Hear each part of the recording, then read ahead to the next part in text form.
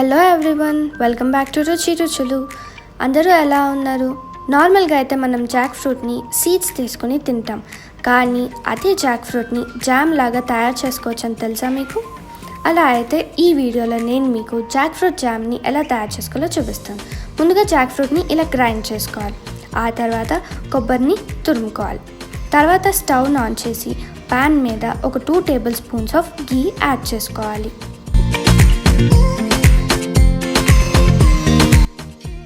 గీ melt అయిన తర్వాత మనం గ్రైండ్ చేసుకున్న జాక్ ఫ్రూట్ పేస్ట్ని యాడ్ చేసుకుని మీడియం ఫ్లేమ్లోనే కుక్ చేసుకోవాలి.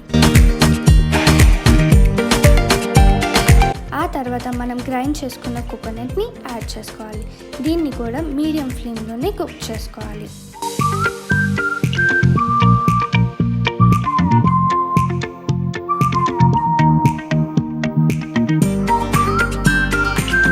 ఆ తర్వాత 1 కప్ జాగరీని యాడ్ చేసుకోవాలి. ఇది బాగా కరిగేంత వరకు మనం కుక్ చేసుకోవాలి.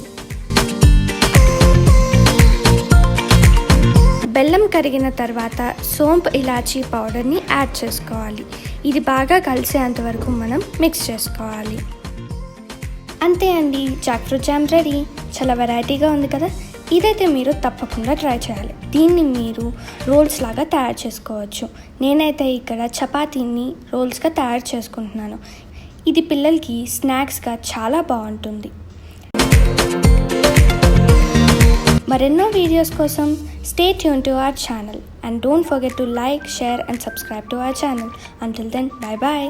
Thanks for watching. See you next time.